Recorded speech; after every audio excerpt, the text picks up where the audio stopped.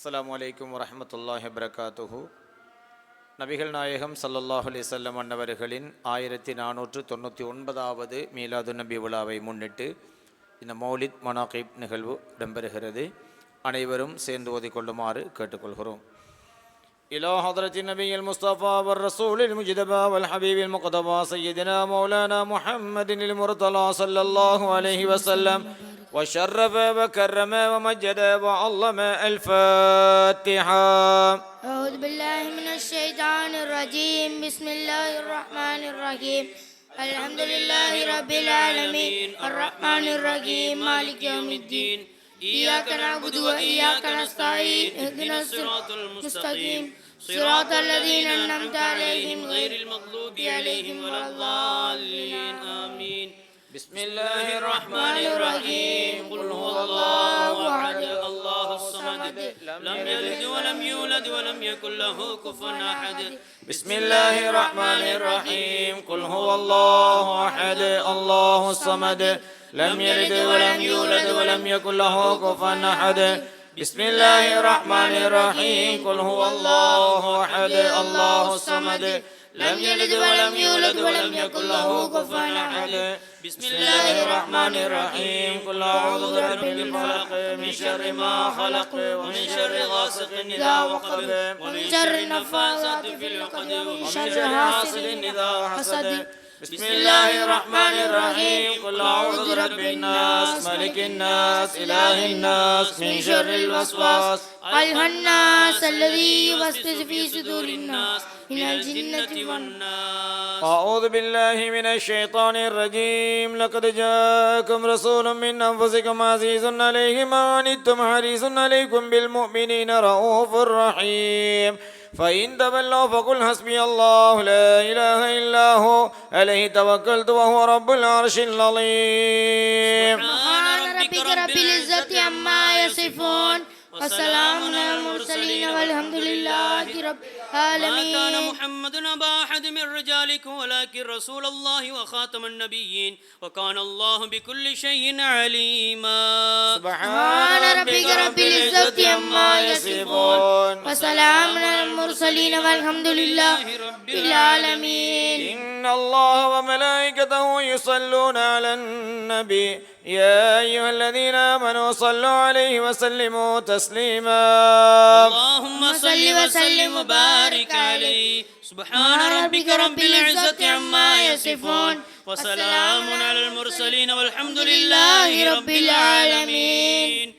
بسم الله الرحمن الرحيم. إنا فتحنا لك فتحا مبينا ليغفر لك الله ما تقدم من ذنبك وما تأخر ويتم نعمته عليك ويهديك صراطا مستقيما وينصرك الله نصرا عزيزا. سبحان ربك رب العزة عما يصفون وسلام على المرسلين والحمد لله رب العالمين. الصلاة والسلام عليك يا رسول الله. الصلاة والسلام عليك يا حبيب الله. الصلاة والسلام عليك يا رحمة للعالمين ويا شفيع المذنبين. اللهم صل وسلم وبارك عليه. السلام عليك زين الأنبياء السلام عليك أتقى الأتقياء.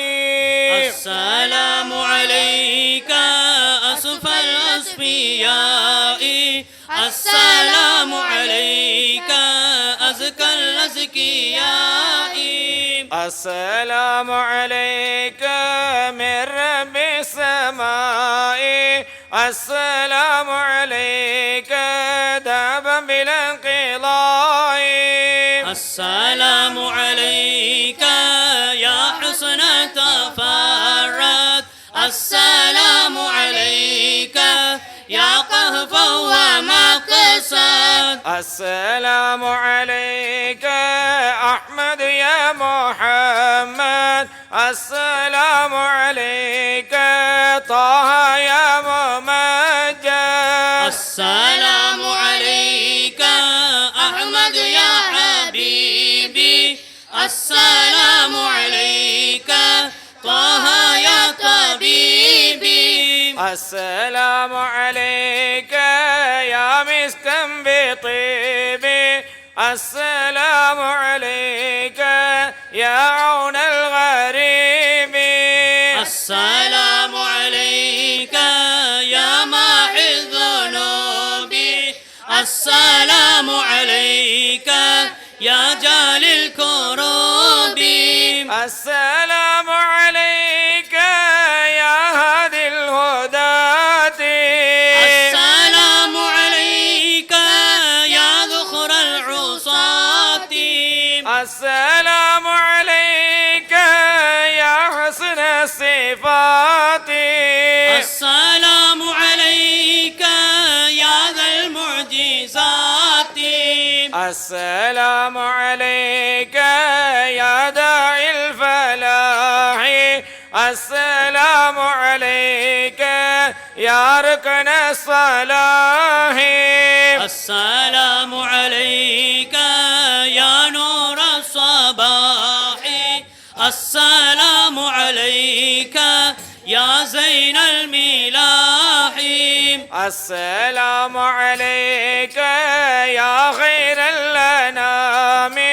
السلام عليك يا بدر التمام.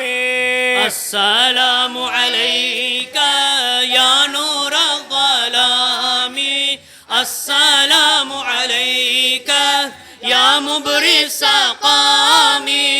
السلام على المضلل بالغمام. السلام على المشفع في القيامة. السلام على المتوج بالكرامة. السلام على المبشر بالسلامة. السلام على الخليفة منك فينا أبي بكر ما بيد الجاهدين. كذا عمر أمير المؤمنين وذي النورين رأس الناسكين. كذاك علي السامي يقينا. السلام على صحابك أجمعين وآلك كلهم والتابعين وتابعيهم وتابع تابعين. الصلاة والسلام عليك يا رسول الله. الصلاة والسلام عليك يا حبيب الله. الصلاة والسلام عليك يا رحمة للعالمين ويا شفيع المذنبين. اللهم صل وسلم وبارك عليه. يا نبي سلام عليك يا رسول سلام عليك يا حبيب سلام عليك صلوات الله عليك.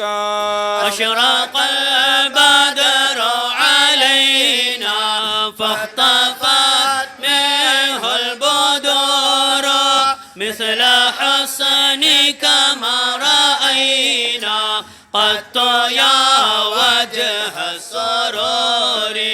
أنت شمس أنت بدر أنت نور فوق نوري.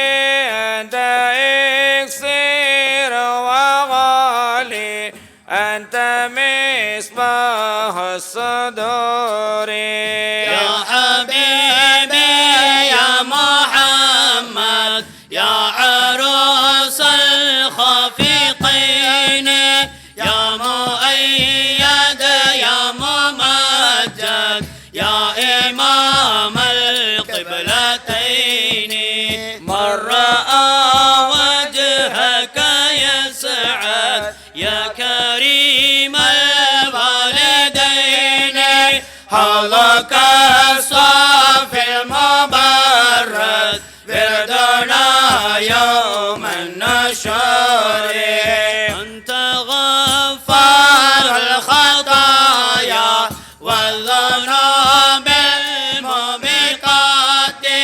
أنت ستار المساوي ومقيل العثرات.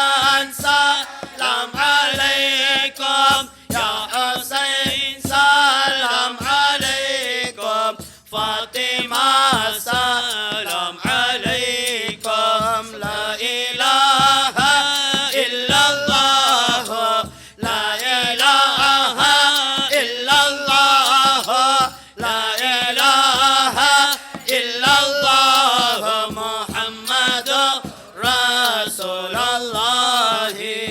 السلام عليك يا رسول الله، الصلاة والسلام عليك يا حبيب الله، الصلاة والسلام عليك يا رحمة للعالمين ويا شفيع المذنبين، اللهم صل وسلم وبارك عليه.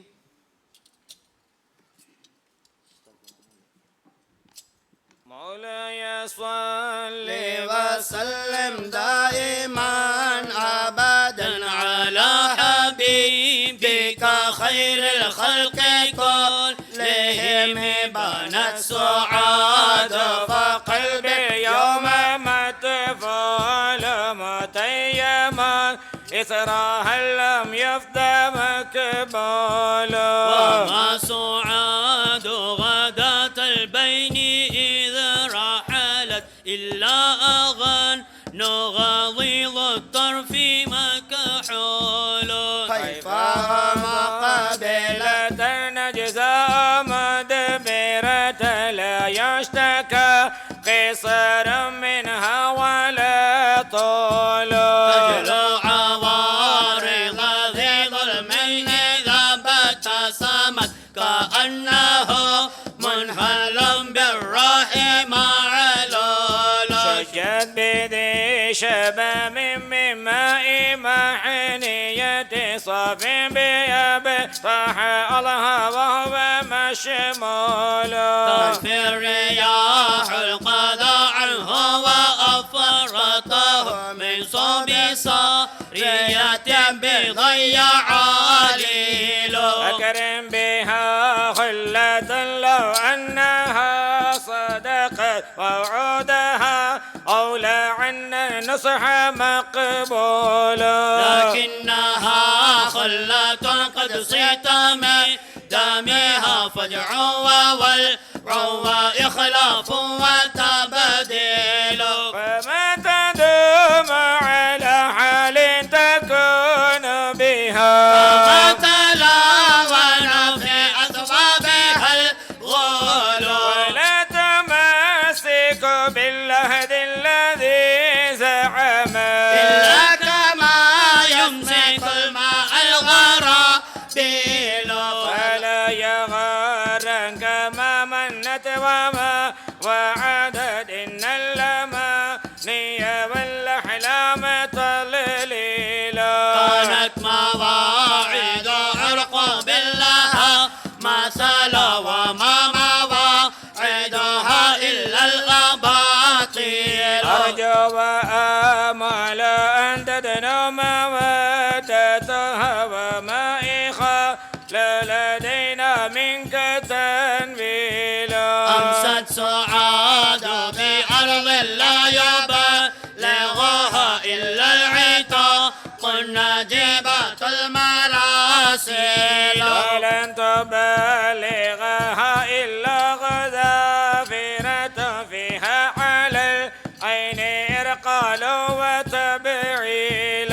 من كل نفخة ذفرائها عرقت عرضتها طمس الإعلام مجهول. ترمي العيوب بعيني مفرد لاهق إذا تفقدت الخزاز والميل. وهم مقلدها فهم قيدها في خلقها عن بنات الفحل تفليل. والباء وجناء والقمم مذكرة في ذبها ساعة قدمها فيل. وجلدها من طم لا يعبسها. تلهم بظاهية المتنين مهزول. عرف النبوها أخوها من مهجنة وعمها قالها قوداء شمليلا. يمشي قراد عليها ثم يزلقه منها لبن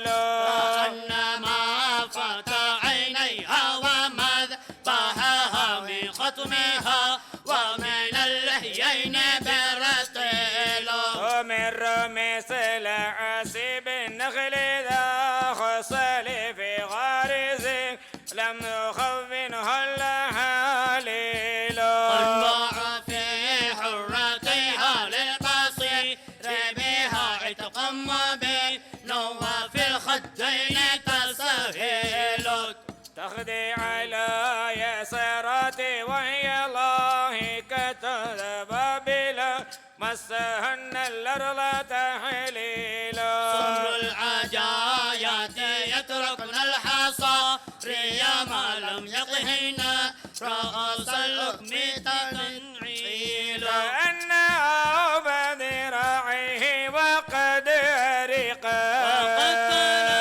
فعبقر العساقيل يوم يضل به الحرباء مستخدا ضاحيه بالشمس مملول وقال للقوم هذه وقد جعلت ورق الجنادب يركلن الحصاقيل شد النهار ذراع عطالي نصف قامت فجا وبها نقد مساكيل نواحت رخبة اللبعين ليس لها لما نعى بكرهن معقول تغري اللبان بكفيها ومدرعها مشققا أن تلقيها رعابيل الوشاة جنبيها وقالها ما إنك يا ابن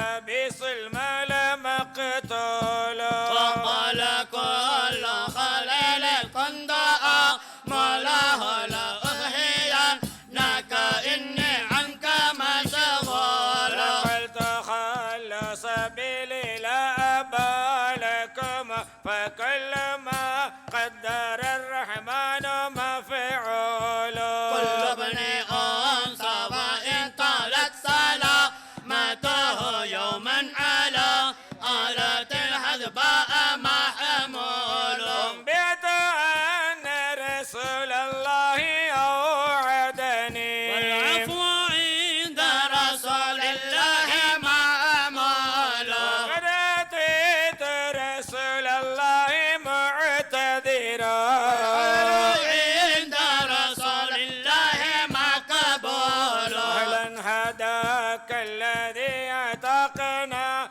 في ليلة القرآن فيها مواعيل وتفصيل تأخذني بأقوال الوشاة ولم أذنب وإن كثرت في الأقاويل لقد قام مقاما لو يقوم به أرى وأسمع ما لو يسمع الفيل لا ظل يرى عاد إلا أن يكون له من الرسول بإذن الله تنبيل وضعت بيميني لا أنازعه في كف ذي نقيمات غيله قيل تراك أهيب عندي إذ كان لما هو قيل إنك منصوب ومقتول من خادر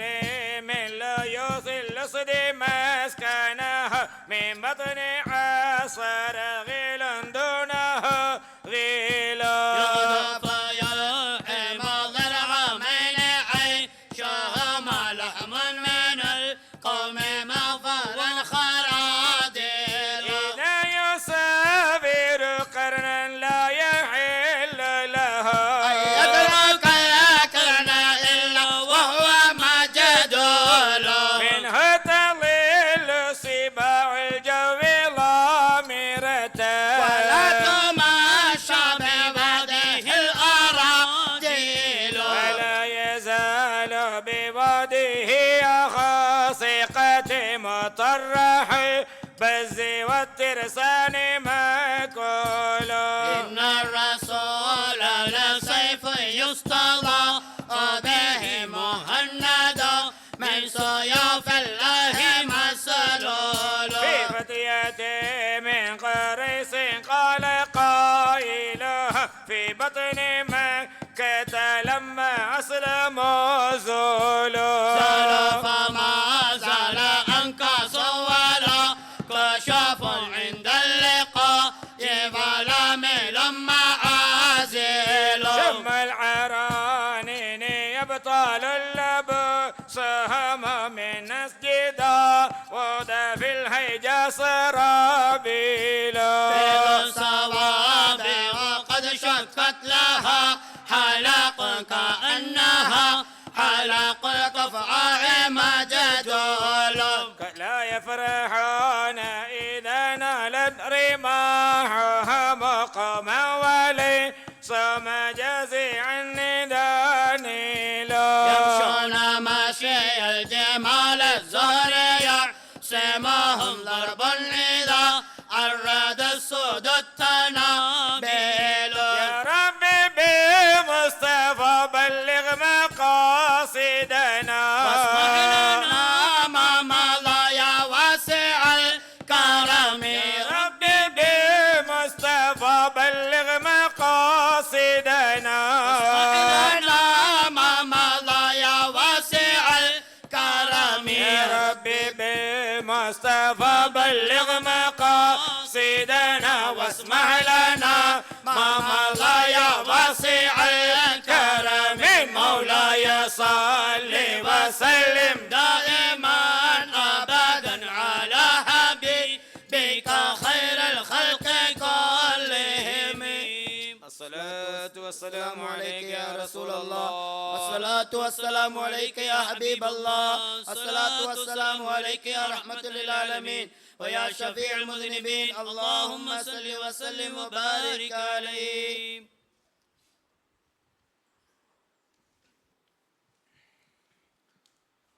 شبيهك بدر الليل بل أنت أنبرا ووجهك من نور الملاحة يزهر.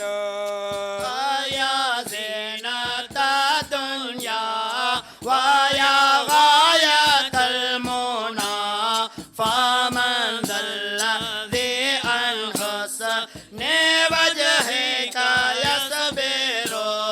فما ولدت حواء من نسل آدم ولا في جنان الخلد مثلك آخر.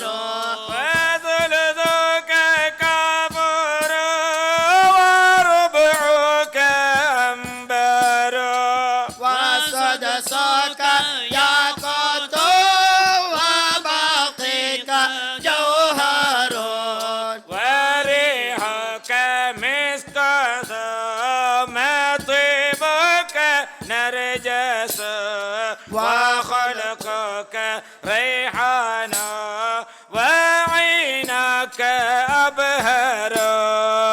أصابعنا خمسون عن الخمس مخبر فذلك بالحسبان والعد فانظروا. فخسر صديقا وفاروق بصر وعثمان مصطفى سبب التوحيد. ويبهمنا خير رسول محمد فصلى عليه الماهد المتكبر. شفيعي رسول الله والله غفيرا. ودين من الأديان أغنى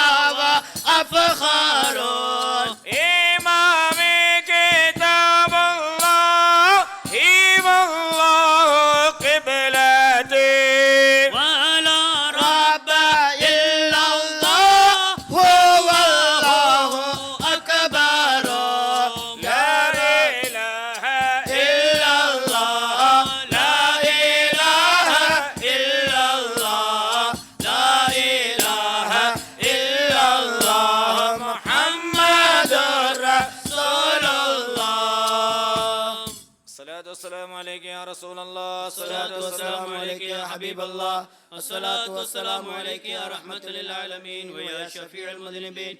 اللهم صل وسلم وبارك عليه. مولاي صل وسلم دائما أبدا على حبيبك خير الخلق كلهم محمد أشرف الأعراب والعجم. محمد خير من يمشي على قدم. محمد باسط المعروف جامعه. محمد صاحب الإحسان والكرم. محمد تاج رسل الله قاطبة.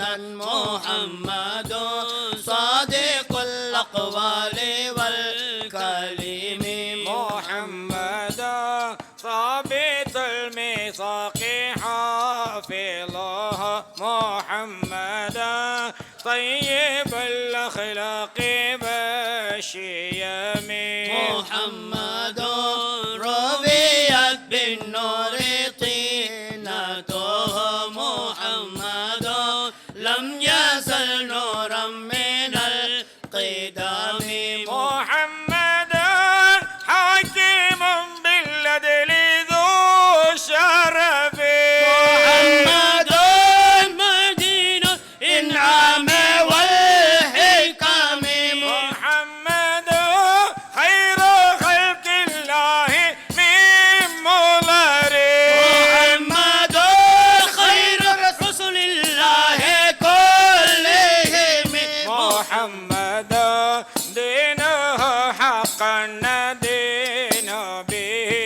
محمد مجملا حقا على عالم. محمد ذكره روح لأنفسنا. محمد شكره فرلا على الأمم. محمد زينة الدنيا وبهجتها. محمد كاشف الغمات والظلام. محمد زينة سيد طابت مناقبه. محمد صاغها الرحمن بالنعم. محمد صفوة البار وخيرته. محمد طاهر من سائر التهم. محمد لاحق للضيف مكرمه. محمد جاره والله لا يظلم. محمد طابت الدنيا بعصته. محمد جاء بالآيات والحكم. محمد يوم بعث الناس شافعنا. محمد نوره الهادي من الظلام. محمد قائما لله ذو همم. محمد خاتما للرسل كلهم. مولاي صل وسلم دائما ابدا على حبيبك خير الخلق كلهم. الصلاة والسلام عليك يا رسول الله. الصلاة والسلام عليك يا حبيب الله. الصلاة والسلام عليك يا رحمة للعالمين ويا شفيع المذنبين. اللهم صل وسلم وبارك عليه. أعوذ بالله من الشيطان الرجيم. بسم الله الرحمن الرحيم. إن الله وملائكته يصلون على النبي يا أيها الذين آمنوا صلوا عليه وسلموا تسليما. اللهم صل على محمد يا ربي صل عليه وسلم. اللهم صل على محمد يا ربي صل عليه وسلم. وسلم بحب سيدنا محمد نور لبدر الهدى متمم. اللهم صل على محمد يا ربي صل عليه وسلم. قلبي يحن إلى محمد ما زال في وله متيم. اللهم صل على محمد يا ربي صل عليه وسلم. علي حبيب صفا محمد خير الرسول النبي المكرم. اللهم صل على محمد يا ربي صل عليه وسلم. شوق المحب إلى محمد أضناه ثم به تألم. اللهم صل على محمد يا ربي صل عليه وسلم. في الحشر شافعنا محمد منجي الخلائق من جهنم. اللهم صل على محمد يا ربي صل عليه وسلم.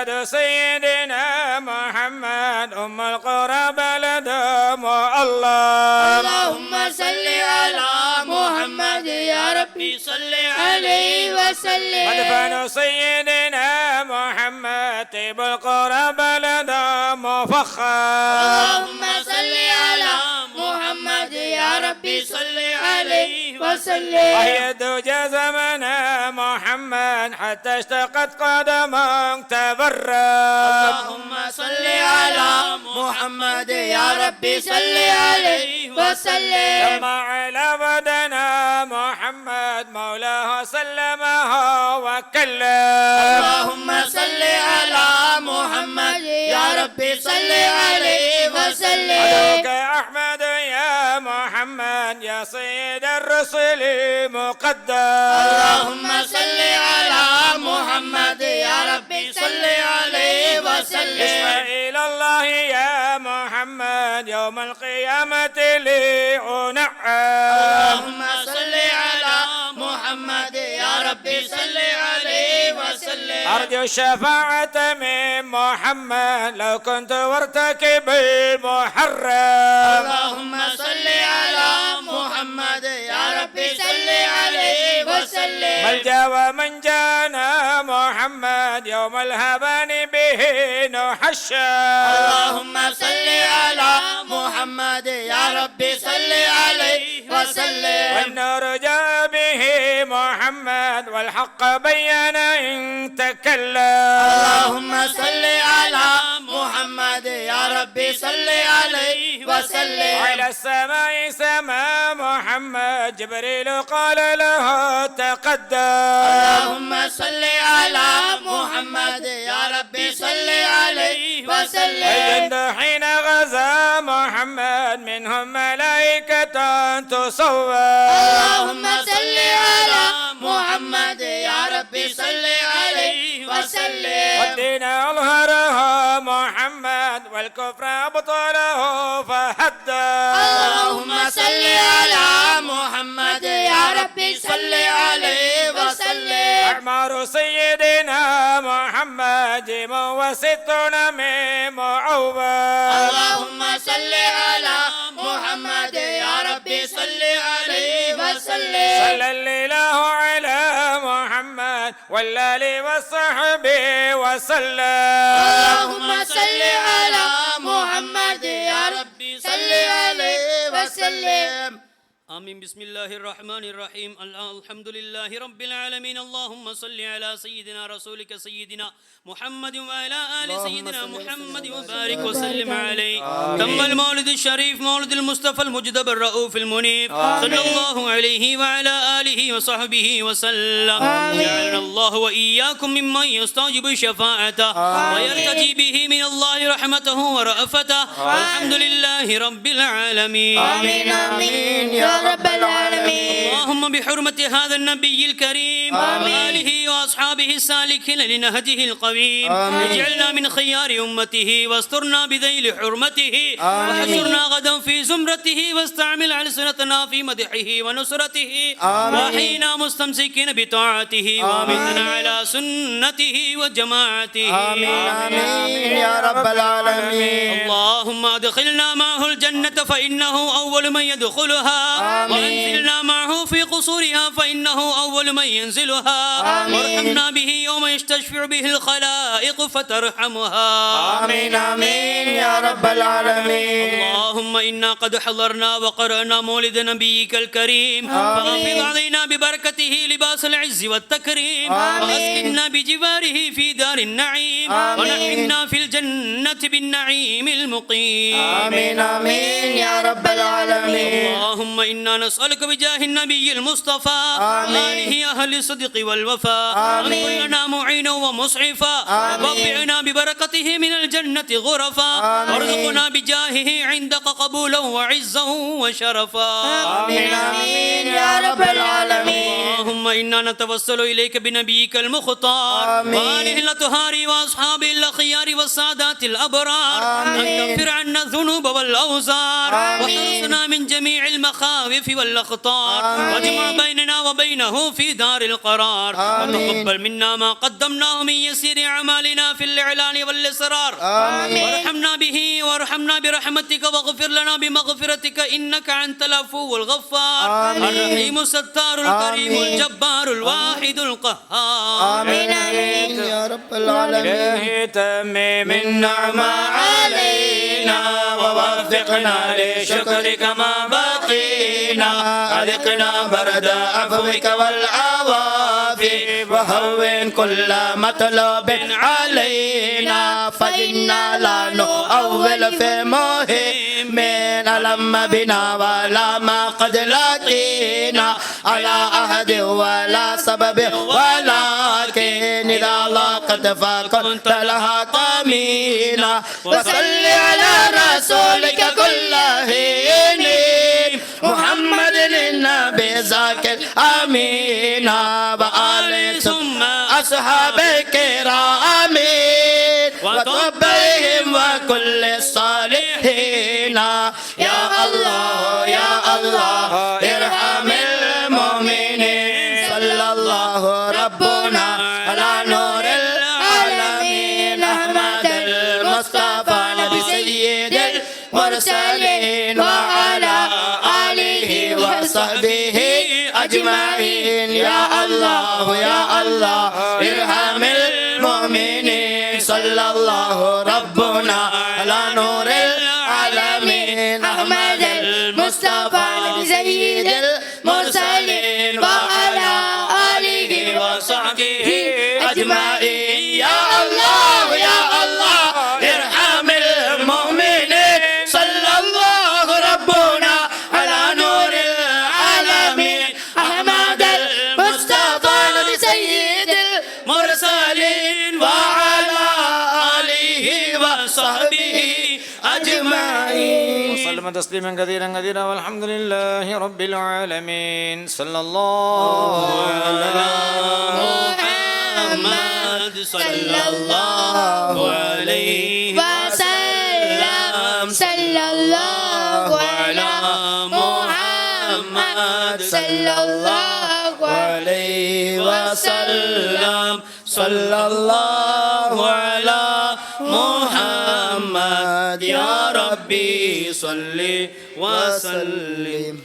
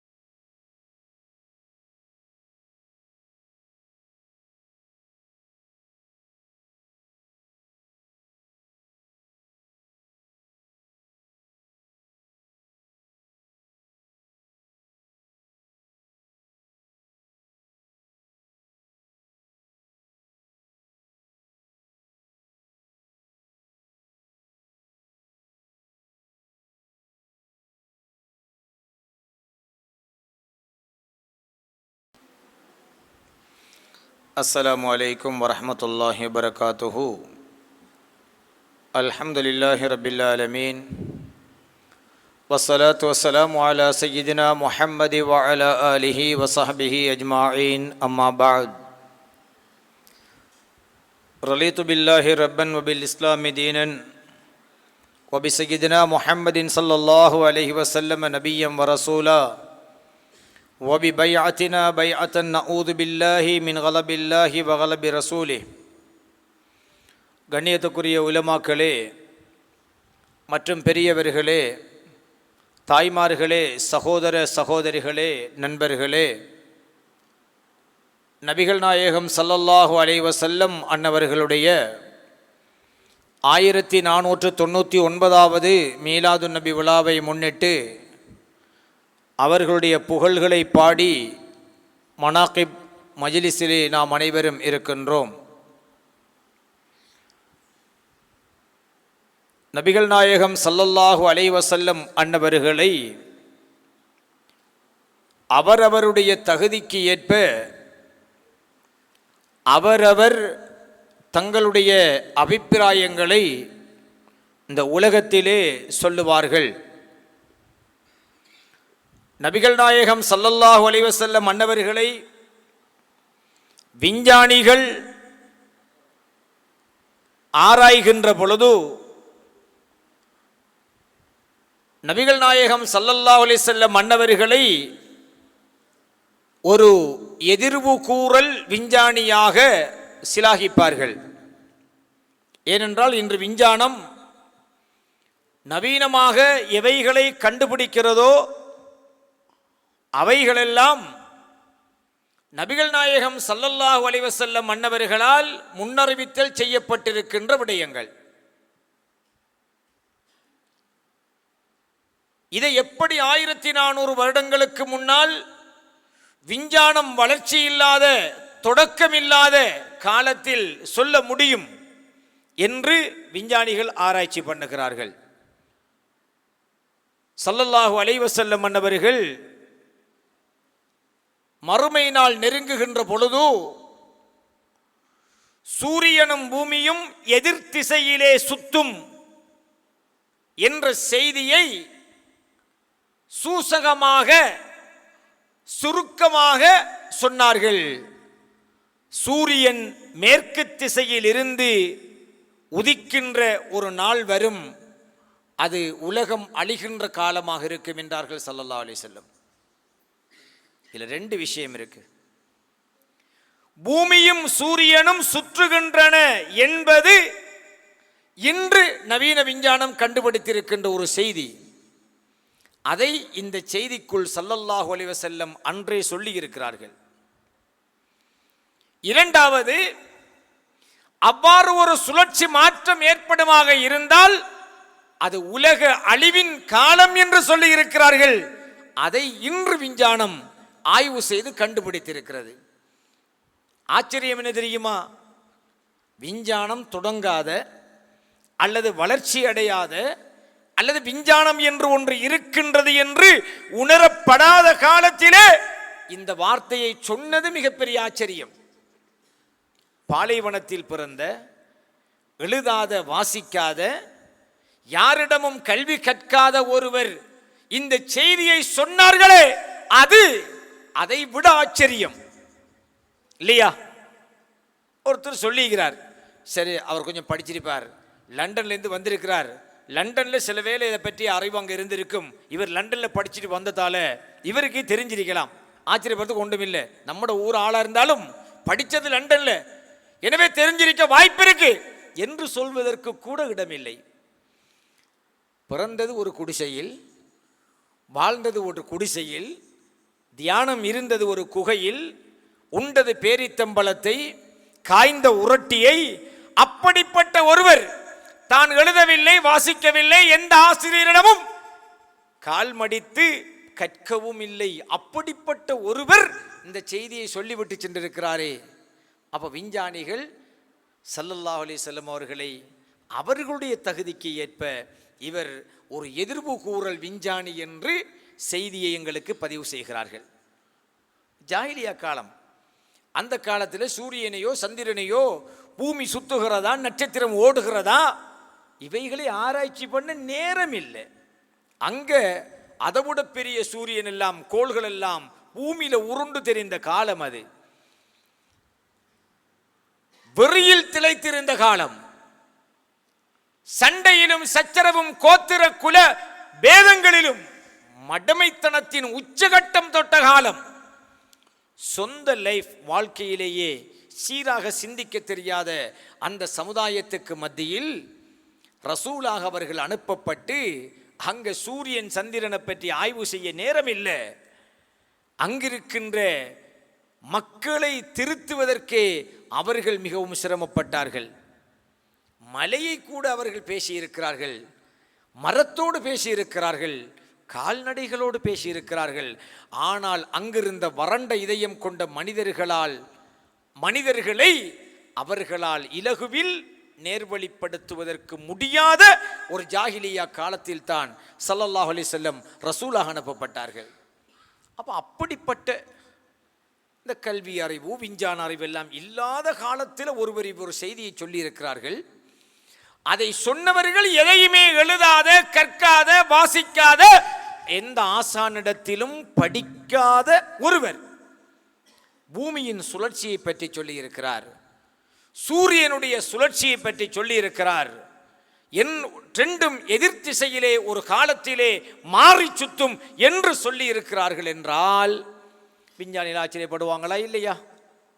அது மட்டுமல்ல, நபிகள் நாயகம் ஸல்லல்லாஹு அலைஹி வஸல்லம் அன்னவர்கள் சந்திரனை பற்றி சொல்லி இருக்கிறார்கள், நட்சத்திரங்களை பற்றி சொல்லி இருக்கிறார்கள். விஞ்ஞானம் இன்னும் எட்டாத செய்திகளையும் சொல்லி இருக்கிறார்கள். மேக்சிமம் விஞ்ஞானம், சயின்டிஸ்ட், விஞ்ஞானிகளுடைய ஆய்வு வானத்துக்கு கீழே. ஆனா ஸல்லல்லாஹு அலைஹி வஸல்லம் சொன்னது வானத்துக்கு மேலால் முதலாம் வானம் கடந்து, இரண்டாம் வானம் கடந்து, மூன்றாம், நான்காம், ஐந்தாம், ஆறாம், ஏழாம் வானங்களை கடந்து, அதற்கு அப்பால் சிதறத்துல் முந்தஹா என்ற ஒரு நிலையை கடந்து அர்ஷ் எல்லை வரைக்கும் ஸல்லல்லாஹு அலைஹி வஸல்லம் அன்னவர்கள் எங்களுக்கு செய்தி சொன்னார்கள். எந்த அளவுக்கு என்றால், கலா கதிர் நன்மை தீமைகள் எழுதுகின்ற எழுதுகோளின் சப்தத்தை கூட என் காதுகளால் நான் கேட்டேன் என்று ஸல்லல்லாஹு அலைஹி வஸல்லம் செய்தி சொன்னார்கள் என்றால், கோள்களுக்கு மத்தியில் இருக்கின்ற அசரீரி சப்தங்களை கூட நான் கேட்டேன் என்று ஸல்லல்லாஹு அலைஹி வஸல்லம் சொன்னார்கள் என்றால்,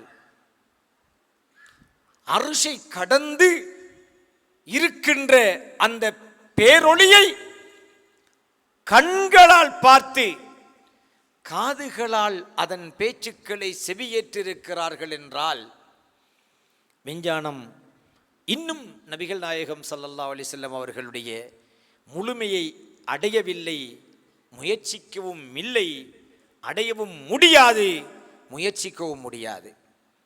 பலஸ்தீன போராட்டத்திலே ஒரு தலைவரிடத்திலே அவர்களுடைய சீடர்கள் கேட்டிருக்கின்றார்கள், எதிரிகளின் ஆயுதங்கள் விமானப்படைகளாக வானுயர பறந்து வந்து எங்களை தாக்குகின்றன, நாம் எப்படி இதிலே வெற்றி கொள்ள முடியும் என்று கேட்ட பொழுது அந்த பலஸ்தீன போராட்டத்தின் தலைவர் மறைந்து விட்டார்.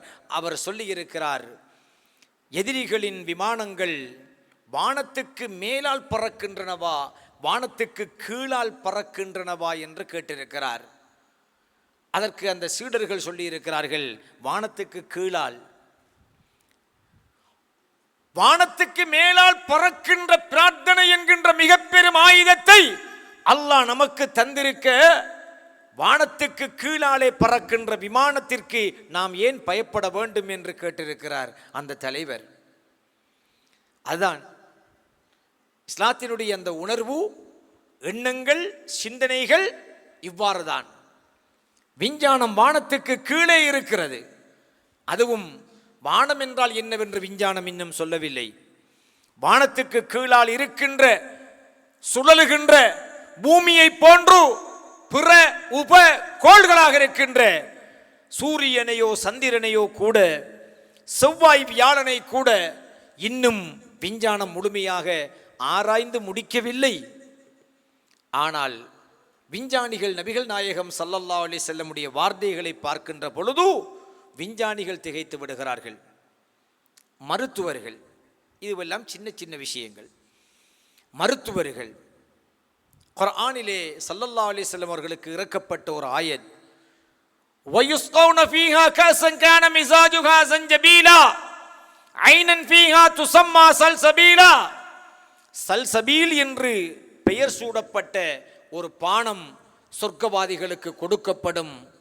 அதிலே ஜஞ்சபீல் என்கின்ற இஞ்சி கலக்கப்பட்டிருக்கும் என்று குர்ஆனிலே சொல்லப்படுகிறது. இஞ்சினுடைய மகத்துவத்தை பற்றி மருத்துவர்கள் ஆராய்ச்சி பண்ணுகிறார்கள். நிச்சயமாக ஒரு சாதாரண மனிதரால் அன்று இஞ்சியின் இந்த அளவு மருத்துவ குணத்தை உணர்த்தி இருக்க முடியாது. சாப்பிட்டவுடன் விரல்களை நன்றாக நீங்கள் சூப்பிக்கொள்ளுங்கள் என்று ஸல்லல்லாஹு அலைஹி வஸல்லம் சொன்னார்கள். அதிலே உணவை செமிபாடு அடையச் செய்கின்ற ஒரு திரவம் ஊற்றெடுக்கின்றது என்பதை விஞ்ஞானிகள் பின்னால் கண்டுபிடித்திருக்கிறார்கள், மருத்துவர்கள். அப்படி என்றால் மருத்துவர்கள் அவர்களுடைய துறையில் நபிகள் நாயகம் ஸல்லல்லாஹு அலைஹி வஸல்லம் அன்னவர்களை அவர்கள் வேறு ஒன்றாக பார்க்கிறார்கள். இவ்வாறு விஞ்ஞானிகள், மருத்துவர்கள், புவியை ஆராய்ச்சி பண்ணுகின்றவர்கள் அல்லது ஒவ்வொரு துறை சார்ந்தவர்களும், கவிஞர்கள், மிக பெரும் அறிஞர்கள் பெருமானார் ஸல்லல்லாஹு அலைஹி வஸல்லம் அன்னவர்களுடைய வார்த்தைகளின் நுணுக்கங்களை ஆய்வு செய்தார்கள். ஆயிஷா ரலியல்லாஹு தஆலா அன்ஹா சொல்கிறார்கள், ஸல்லல்லாஹு அலைஹி வஸல்லம் அன்னவர்கள் சில வேளைகளில் என்னோடு பேசுகின்ற பொழுது இவர்கள் என்னோடு பேசுகின்றார்களா அல்லது அப்துல்லாஹ் இப்னு ரவாஹா ரலியல்லாஹு அன்ஹு அவருடைய கவிதைகளை சொல்கிறார்களா என்று நான் சிந்திக்கின்ற அளவு அவர்களுடைய பேச்சு இருக்கும். கவிஞர்கள் பெருமானார் ஸல்லல்லாஹு அலைஹி வஸல்லமுடைய வார்த்தைகளை மிகவும் அவதானமாக பார்த்தார்கள். சில வார்த்தைகள் இருக்கும், ஸல்லல்லாஹு அலைஹி வஸல்லம் 2 அல்லது 3 சொற்களோடு அந்த வார்த்தைகளை நிறுத்துவார்கள். கடும் ஆழமான தத்துவங்களாக இருக்கும். ஜுர் ஹிப்பன் தஸ்துத் ஹுப்பன், இது ஒரு நபி மொழி, ஹதீஸ். நீங்கள் பிறரை விட்டு விட்டு சந்தியுங்கள், அன்பு அதிகரிக்கும் என்றார்கள் ஸல்லல்லாஹு அலைஹி வஸல்லம். அது பொருள், யதார்த்தம் அல்லது ஒரு தத்துவம். ஆனால் சொன்ன வார்த்தை ஜுர் ஹிப்பன் தஸ்துத் ஹுப்பன். மொழியியல் துறையிலே ஆய்வு செய்கின்றவர்கள் இது போன்ற வார்த்தைகளை எல்லாம் ஸல்லல்லாஹு அலைஹி வஸல்லமுடைய வார்த்தைகளை அவர்கள் ஒரு கோணத்திலே ஆய்வு செய்தார்கள். இந்த துறையில் தான் ஆஷிகீன்கள் என்று சொல்லக்கூடிய நபிகள் நாயகம் ஸல்லல்லாஹு அலைஹி வஸல்லம் அன்னவர்கள் மீது அன்பு காதல் கொண்டவர்கள் ஸல்லல்லாஹு அலைஹி வஸல்லம் அன்னவர்களை அங்கமங்கமாக அணுவணுவாக ரசித்து லயித்து அதை பற்றிய செய்திகளை எங்களுக்கு பதிவு செய்திருக்கிறார்கள். அதில் பெருமானார் ஸல்லல்லாஹு அலைஹி வஸல்லம் அன்னவர்களை இன்று ஒரு பெண்ணை சந்திரனாக ஒப்பிட்டு கவி பாடுகின்ற கவிஞன் இருக்கிறான். ஆனால் கவிஞர்கள் ஸல்லல்லாஹு அலைஹி வஸல்லம் அன்னவர்களை ஒரு பெண்ணாக வர்ணித்து கவிதை பாடியிருக்கிறார்கள். அது அரபியில் மட்டுமல்ல, பாரசீகம் உருதுவில் மட்டுமல்ல, தமிழிலும் அதற்கு ஒரு முக்கிய ஸ்தானம் இருக்கிறது. நாம் ஓதக்கூடிய இந்த பானத் சுஆத் என்கின்ற இந்த புகழ், இந்த பானத் சுஆத் என்கின்ற புகழ் கஅப் இப்னு ஸுஹைர் ரலியல்லாஹு அன்ஹு என்கின்ற ஒரு நபித்தோழர் பெருமானார் ஸல்லல்லாஹு அலைஹி வஸல்லம் அன்னவர்களை ஒரு பெண்ணாக கற்பனை செய்து அவர்கள் பாடிய கவிதான் இந்த பானத் சுஆத் என்று சொல்லக்கூடிய இந்த கவிதை தொகுப்பு அல்லது மௌலித் அல்லது மனாகிப். நாம் அதை ஓதி வருகிறோம். பெருமானார் ஸல்லல்லாஹு அலைஹி வஸல்லம் அவர்களை வர்ணித்து பாடியிருக்கிறார்கள். அது மட்டுமல்ல, நபிகள் நாயகம் ஸல்லல்லாஹு அலைஹி வஸல்லம் அன்னவர்களை அங்கமங்கமாக சஹாபாக்கள் ரசித்திருக்கிறார்கள். இவ்வாறு நீங்கள் ரசித்துக் கொள்ள வேண்டும் என்றோ அல்லது கூறுங்கள் என்றோ அல்லாஹ் கட்டளையிடவில்லை. அவர்கள் சொன்னார்கள், ஸல்லல்லாஹு அலைஹி வஸல்லம் அன்னவர்களையும் முழு சந்திரனையும் ஒரே நேரத்திலே நாங்கள் பார்ப்போம், சந்திரனை விட பிரகாசமானதாக பெருமானார் ஸல்லல்லாஹு அலைஹி வஸல்லம் அன்னவர்களுடைய முகம் எங்களுக்கு ஜொலிக்கும். இது நம்ம சொன்னா ஒத்துக்குவான ஆட்கள்? நம்ம சொன்னா ஒத்துக்குவானா? இந்த ஜமான்ல ஸல்லல்லாஹு அலைஹி வஸல்லம் அன்னவர்களும் இருக்கிறார்கள், சந்திரனும் இருக்கிறது. சந்திரனை விட ஸல்லல்லாஹு அலைஹி வஸல்லம் அன்னவர்களுடைய முகத்தை மிகவும் லைட்டு, அழகானது, பிரகாசமானது என்று சொன்னால் மனிதன் ஒத்துக்கொள்ளுவானா? ஈமான் உள்ளவன் மட்டும் ஒத்துக்கொள்ளுவான். இதல்ல, இதற்கு மேலே. ஆனால் இஸ்லாம் மதீனாவுக்குள் பிரவேசிக்கின்ற பொழுது ஸல்லல்லாஹு அலைஹி வஸல்லம் அன்னவர்கள் மதீனாவுக்கு நுழைகின்ற பொழுது மதீனத்தில் இருந்த சஹாபிகள் தம்முடைய பிள்ளைகளை விட்டு என்ன பாடினார்கள் தெரியுமா? தலஅல் பத்ரு அலைனா, எங்கள் மீது இதோ சந்திரன் உதயமாகிவிட்டது என்று பாடினார்கள். அது அவர்களுடைய ரசனை. ஒரு விஞ்ஞானி எவ்வாறு ஸல்லல்லாஹு அலைஹி வஸல்லம் வார்த்தைகளை, சொற்களை புரிகிறானோ, ஒரு மருத்துவன், ஒரு ஆராய்ச்சியாளன், ஒரு மொழியியல் விற்பனன் எவ்வாறு ஸல்லல்லாஹு அலைஹி வஸல்லம் கருத்துக்களை அல்லது மொழியை எவ்வாறு அவன் ரசிக்கின்றானோ, அதுபோல பெருமானார் ஸல்லல்லாஹு அலைஹி வஸல்லம் அன்னவர்களுடைய அங்கங்கள் அங்கமங்கமாக, அணுவணுவாக வர்ணித்தவர்கள் யார்? சஹாபாக்கள். ஆயிஷா ரலியல்லாஹு தஆலா அன்ஹா சொல்கிறார்கள், ஒரு நாள் சட்டை தைக்கின்ற என்னுடைய ஊசி கீழே விழுந்து விட்டது, இரவு இருளாக இருந்தது. அதை எடுப்பதற்கு நான் எத்தனித்த பொழுது ஸல்லல்லாஹு அலைஹி வஸல்லம் என் வீட்டுக்கு பிரவேசித்தார்கள். அவர்களில் நின்று பிரகாசித்த ஒளியின் வெளிச்சத்தில் அந்த ஊசியை நான் கண்டெடுத்தேன் என்கிறார்கள் ஆயிஷா ரலியல்லாஹு தஆலா அன்ஹா. வரலாற்று ஆசிரியர்கள் எழுதுவார்கள், சிவப்பு ரோஜாவை பார்த்தால் அதைவிட அழகானதாக ஸல்லல்லாஹு அலைஹி வஸல்லம் அன்னவர்களுடைய உதடுகள் மிக அழகாக இருக்கும். ஸல்லல்லாஹு அலைஹி வஸல்லம் அன்னவருடைய கண்கள் வெள்ளையாகவே இருக்கும், கருப்பாகவே இருக்கும். அந்த வெள்ளை மொழியில் சிவப்பு நிற கோடுகள் இருக்கும். அது பார்ப்பதற்கே ரொம்ப அழகாக இருக்கும். சஹாபாக்கள் வர்ணிக்கிறார்கள், அங்கமாக வர்ணிக்கிறார்கள்.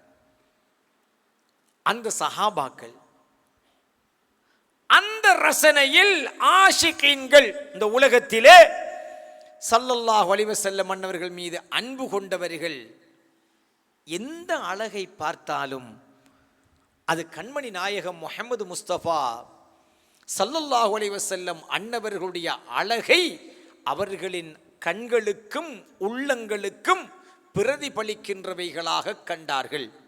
அதனால் சஹாபாக்களுக்கு பின்னால் இந்த மன உணர்விலே இருந்த நல்ல பெரியார்கள் பெருமானார் ஸல்லல்லாஹு அலைஹி வஸல்லம் அன்னவர்களை பற்றி எத்தனையோ புகழ் காவியங்களை பாடியிருக்கிறார்கள். அவைகளை மௌலிதுகள் அல்லது மனாக்கிபுகள் என்று நாம் வரலாறுகளிலே பதியப்பட்டிருப்பதை பார்க்கிறோம். அதில் இருக்கின்ற கருத்துக்கள் குர்ஆனில் இருக்கின்றவை மட்டுமல்ல, ஹதீஸில் இருக்கின்றவை மட்டுமல்ல, அந்த இரண்டுக்கும் அப்பால் பெருமானார் ஸல்லல்லாஹு அலைஹி வஸல்லம் அன்னவர்கள் மீது அவர்கள் அன்பு கொண்டதன் வெளிப்பாடாக அவர்கள் உணர்ந்தவைகளையும் அவர்கள் வார்த்தைகளாக வடித்தார்கள். ஆனால் அதனுடைய அடிப்படை குர்ஆனிலும் ஹதீஸிலும் இல்லாமல் இருக்காது. இல்லாமல் இருக்குமா? இருக்காது. இப்போ அறிஞர்கள் ஸல்லல்லாஹு அலைஹி வஸல்லம் அன்னவர்களே அந்த ஷம்சும் அந்த பதுரும், நாயகமே யா ரசூலல்லாஹ், நீங்களே ஷம்ஸ் சூரியன், சந்திரன், அந்த நூறுன் பௌக்க நூர், ஒளிக்கு மேலால் பேரொளி என்றெல்லாம் வர்ணித்தார்கள். இந்த வார்த்தையை குர்ஆனில் இருக்கிறதா இல்லையா என்று தேடுகின்ற பொழுது இந்த வார்த்தையை அச்சொட்டாக தேடுவது கடினமாக இருந்தாலும், ஆனால் குர்ஆனிலும் ஹதீதிலும் ஸல்லல்லாஹு அலைஹி வஸல்லம் அன்னவர்கள் சூரியன் என்றும் சந்திரன் என்றும் வர்ணிக்கப்பட்ட வார்த்தைகளின் அடிப்படை இல்லாமல் எந்த அறிஞர்களும் இந்த வார்த்தைகளை சொல்லவில்லை. அல்லாஹு தஆலா குர்ஆனிலே சொல்லுகின்றான், சிராஜன் முனீரா, நாயகமே யா ரசூலல்லாஹ், உங்களை சூரியனாக சந்திரனாக அனுப்பியிருக்கிறோம். சிராஜன் ஒளிவிளக்கு, அது சூரியனை குறிக்கும். முனீரன் பிரகாசமுடையது, அது சந்திரனை குறிக்கும் என்று இந்த ஆயத்துக்கு தஃப்சீருடைய உலமாக்கள் அறிஞர்கள் விளக்கம் சொல்கிறார்கள். அப்ப அல்லாஹு தஆலா, நாயகமே யா ரசூலல்லாஹ், உங்களை சூரியனாக சந்திரனாக அனுப்பியிருக்கிறோம் நாயகமே என்று அல்லாஹ் சொன்ன வார்த்தை அந்த ஷம்ஷுன் அந்த பத்ருன், நாயகமே யா ரசூலல்லாஹ், நீங்கள் சூரியன், நீங்கள் சந்திரன் என்று மௌலிதுகளிலே பாடப்படுகிறது. இப்படி பெருமானா ஸல்லல்லாஹு அலைஹி வஸல்லம் மன்னவர்களை ரசித்தவர்கள், அன்பு கொண்டவர்கள், காதலித்தவர்கள் நபிகள் நாயகம் ஸல்லல்லாஹு அலைஹி வஸல்லம் மன்னவர்கள் மீது அவர்களின் அன்பை வெளிப்படுத்தி இருக்கிறார்கள், கவிகளாய் படித்திருக்கிறார்கள். அவைகளை நாமும் அதே அன்போடு, எனக்கு கவிதை எழுத தெரியா, ஆனா அந்த கண்ணால கண்டு ரசித்தவர்கள் அல்லது கனவில் கண்டு ரசித்தவர்கள் அல்லது உணர்ந்து ரசித்தவர்கள் எழுதிய வரிகள் என் உள்ளத்தை தொடுகின்றன. நான் எதை நினைக்கிறேனோ அதை ஒரு அறிஞர் கவிதையாக எழுதி வைத்திருக்கின்றார் என்றால் என்னுடைய வார்த்தையை விட அந்த கவிஞருடைய வார்த்தை மிக பெருமதியானது இல்லையா? நாம யாராவது ஒருத்தருக்கு ஒரு அட்வைஸ் சொல்ல முற்படுவோம், ஒரு செய்தியை சொல்ல முற்படுவோம், ஒரு செய்தியை சொல்றதுக்கு முற்படுவோம். சந்தர்ப்பத்தை பயன்படுத்திக்கோ என்று ஒரு ஆளுக்கு சொல்லுவோம், சொல்ல நினைப்போம். இப்ப நாம நம்மோட கொச்ச பாசையில சந்தர்ப்பத்தை பயன்படுத்திக்கோ என்று சொல்றதை விட காற்றுள்ள போதே தூற்றிக்கொள், ஒரு பழமொழியை சொல்றேன். இந்த நான் சொல்ல போற செய்தியை என்னை விட ஒரு அழகான மொழியில ஒரு பழமொழியாக யாரோ ஒருவர் சொல்லி வச்சிருக்கிறார். அப்ப இதை விட அந்த வார்த்தையை நம்ம சொன்னா நம்மளுக்கு நல்லா இருக்குமே. உண்ட உண்ட உண்ட மனசை போலாண்டா எல்லாம் என்று ஒருத்தருக்கு சொல்ல நினைக்கும். அதை எப்படி சொல்லுவோம்? எண்ணமே வாழ்வு என்று சொல்லிட்டு போவோம். ஏன்னா யாராவது ஒருத்தர் ஏற்கனவே சொன்ன வார்த்தை, நான் சொல்ல போகின்ற செய்தியும் அவர் சொன்ன செய்தியும் உண்டு, ஆனால் என்னுடைய வார்த்தைகளை விட அவருடைய வார்த்தை பலமானது, வலிமையானது, இனிமையானது, உணர்வானது என்று நான் கருதுகிற பொழுது நான் என்ன செய்வேன்? அதைத்தான் சொல்ல பார்ப்பேன். இது எல்லாருக்கும் இயல்பான ஒரு விஷயம் இல்லையா? ஒரு தாயை பற்றி அன்பு வெளிப்படுத்துகின்ற பொழுது ஒரு கண்ணதாசனுடைய வார்த்தைகளையோ அல்லது வாலியுடைய வார்த்தைகளையோ ஒரு மனிதன் பாவிக்கிறான். ஏன்? தான் சொல்ல எடுக்கின்ற அந்த செய்தி என்னுடைய மொழியை விட அந்த மொழிக்கு உயிராக, வலிமையாக, கனதியாக, அழகாக இருக்கிறது என்று கருதுகிற பொழுது என் மொழியை விட அந்த மொழி நல்லது. ஏஆர் ரஹ்மான் ஒரு வார்த்தை சொன்னார், எல்லா புகழும் இறைவன் ஒருவனுக்கு என்று சொன்னார். அப்ப அந்த வார்த்தை நான் சொல்ல முற்படுகின்ற ஒரு செய்தியை ஒரு ஒழுங்குபடுத்தப்பட்ட வார்த்தையாக அது தருகிறது என்கின்ற பொழுது நாம் அந்த வார்த்தையை பாவிக்கிறோம். அப்ப இஸ்லாத்தில் நாங்கள் மௌலிதுகள் அல்லது மனாக்கிபுகள் என்று பிறருடைய தொகுப்புகளை நாங்கள் ஏன் பாடுகிறோம் என்று கேட்டால், நாம உள்ளத்தால் நினைத்துவிட்டு மட்டும் பாடுகிறோம். அவர்கள் எப்படி பாடினார்கள் தெரியுமா? ஸல்லல்லாஹு அலைஹி வஸல்லம் மன்னவர்களை கண்ணாலே கண்டு நேரடியாக அதை பார்த்து பாடினார்கள் சஹாபாக்கள், இமாம்கள். அதை பாடி ஸல்லல்லாஹு அலைஹி வஸல்லம் அவர்களை கனவிலே கண்டார்கள். இமாம் பூசீரி ரஹ்மஹுல்லாஹ் கஸீதத்துல் புர்தாவை அப்படித்தான் பாடினார்கள். சுப்ஹான மௌலித் ஸல்லல்லாஹு அலைஹி வஸல்லம் உடைய அந்த மஸ்ஜிதுன் நபவி பள்ளிவாசலில் அறிஞர்களால் பாடப்பட்டது என்பதை அந்த மௌலிதை பார்க்கின்ற பொழுதே நமக்கு தெரியும், லாகத் பியல் அஸ்பாப், சில காரணங்கள் எனக்கு டைட் நெருக்கடியாகிவிட்டன. ஃபஜித்து ஹாஸல் பாப், நாயகமே யா ரசூலல்லாஹ், உங்களுடைய இந்த வாசல் படிக்கு நான் வந்திருக்கிறேன். உகப்பிலுல் அஅதாப் அப்கீரில் அஹ்பாப் வஸாதத்தில் அஹ்யார். அதில் என்ன சொல்கிறார்கள் தெரியுமா? அல்லாஹ்வுடைய அன்புக்குரியவர்கள், சிரேஷ்டமானவர்கள், தலைவர்களாகிய இந்த இடத்தின் சொந்தக்காரர்களின் திருப்பொருத்தத்தை ஆதரவு வைத்து எதிர்பார்த்து இந்த வாசல் படிகளை முத்தமிட்டவனாக இந்த இடத்துக்கு நான் வந்திருக்கிறேன் என்று பாடியிருக்கிறார்கள். இது எவ்வளவு உணர்வான வார்த்தை! லாகத் பியல் அஸ்பாப் ஃபஜித்து ஹாஸல் பாப் உகப்பிலுல் அஅதாப் அப்கீரில் அஹ்பாப் வஸாதத்தில் அஹ்யார். அப்ப நான் அல்லது நாம் நமது ஊரில் இருந்து கொண்டு, நமது வாசல் படியில் நின்று கொண்டு, நம்மட வார்த்தைகளால் கொச்சையாக ஸல்லல்லாஹு அலைஹி வஸல்லம் அன்னவர்களை, நமக்கு தகுதி இருந்தால் நாம் ஒன்றை படைக்கலாம், அதில் பிரச்சனை இல்லை. அப்படித்தான் தகுதி பெற்றவர்கள் எழுதினார்கள். அவர்கள் எழுதிய எழுத்துக்கள் உண்மையாயிருந்த காரணத்தினால் இன்றும் உயிர் வாழுவதை நாங்கள் பார்க்கிறோம். சுபஹான மௌலித் இமாமுனா கஸாலி ரஹ்மஹுல்லாஹ் அவர்களுடைய காலத்தில் அவர்களால் தொகுக்கப்பட்டது என்கின்ற ஒரு செய்தி இருக்கிறது. ஏனென்றால் சுபஹான மௌலிதிலேயே ஒரு இடத்தில் லி முஹம்மது இப்னி முஹம்மது இப்னி முஹம்மதி என்று பெயர் ஒன்று வருகிறது. அது இமாம் கஸாலி ரஹ்மஹுல்லாஹ் அன்னவர்களுடைய பெயர். அல்லது அவர்களுக்கு பிறகோ முந்தியோ யாரோ ஒருவர் தொகுத்ததாக இருக்கட்டுமே, ஆனால் அந்த வார்த்தைகள் அவர்களுடைய உணர்வில் கலந்த உயிரான வார்த்தைகள் என்கின்ற பொழுது ஸல்லல்லாஹு அலைஹி வஸல்லம் அவர்களை அன்பு கொள்ளுகின்ற, காதலிக்கின்ற ஆஷிகீன்களாகிய நமது முன்னோர்கள் அவைகளை அருளாக நினைத்து அதை பாடியிருக்கிறார்கள். அவங்களோட மனதில் கள்ளங்கவடம் வரல. கள்ளங்கவடம் யார் மனதில் வரும்? கள்ளனுக்கு தான் வரும்.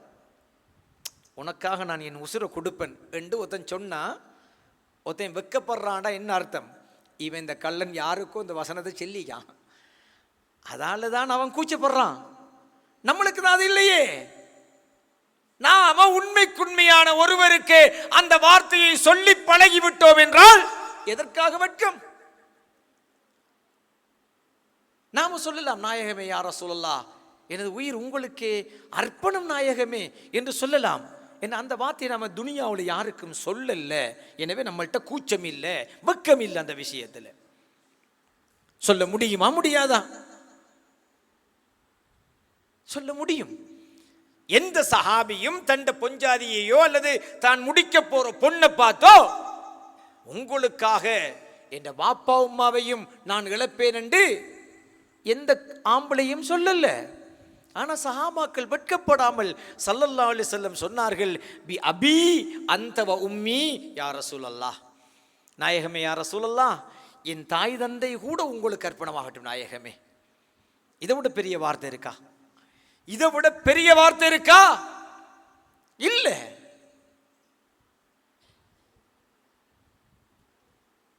அப்ப அன்பை பற்றி, காதலை பற்றி ஒருவன் வாய் திறந்து பேச கூச்சப்படுகிறான் என்றால் என்ன அர்த்தம் தெரியுமா? அவன் தகுதியற்ற ஒன்றின் மீது அன்பும் காதலும் கொண்டிருக்கிறான். அதனால் தகுதியான ஒன்றுக்கு அந்த வார்த்தையை பயன்படுத்துவதிலே அவனுக்கு பிரச்சனை ஏற்படுகிறது. மௌலிதிலே சொல்லப்படுகின்ற மனாக்கிபுகளிலே சொல்லப்படுகின்ற வார்த்தைகள் ஒருவனுக்கு எடுத்ததற்கெல்லாம் பிழையாக தெரிகிறது என்றால் அவனுடைய சிந்தனையில் கோளாறு இருக்கிறது. அவன் எங்கேயோ ஒன்றுல பயந்திருக்கான். அந்த வைத்தியத்தை அவனுக்கு பயத்தை போக்குற வைத்தியம் தான் பார்க்கணுமே தவிர இதை மாற்ற வேண்டிய அவசியம் இல்லை. அதனால தான் ஸல்லல்லாஹு அலைஹி வஸல்லம் அவர்களை நேரடியாக தரிசித்த சஹாபாக்கள், அவர்களை உணர்ந்த இமாம்கள், அவர்களை காதலித்த ஆஷிகீன்களானிய இறைநேச செல்வர்கள் எங்களுக்கு தொகுத்து தந்த அந்த மனாகிபுகள், மௌலிதுகள், அதனுடைய அர்த்தங்களை நாங்கள் புரிகின்ற பொழுது எங்கள் உணர்வில் இருந்து அந்த அன்பு பீரிட்டு வெளியாகிறது என்றால் அது ஒரு வகையான அடையாளம்.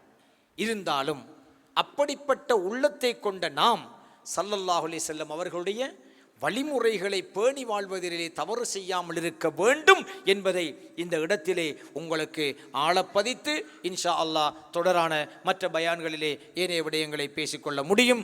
எல்லாம் வல்ல அல்லாஹ்வுக்கு சுப்ஹானஹு வ தஆலா ஸல்லல்லாஹு அலைஹி வஸல்லம் அன்னவர்களை கனவிலும் நனவிலும் உணர்ந்து ரசித்து அவர்களை கண்டு லயித்து அவர்களின் திருமுகத்தை பார்த்தவாறே எங்கள் ரூஹுகள் பிரிகின்ற பாக்கியத்தை நம் அனைவருக்கும் தந்தல் புரிவானாக.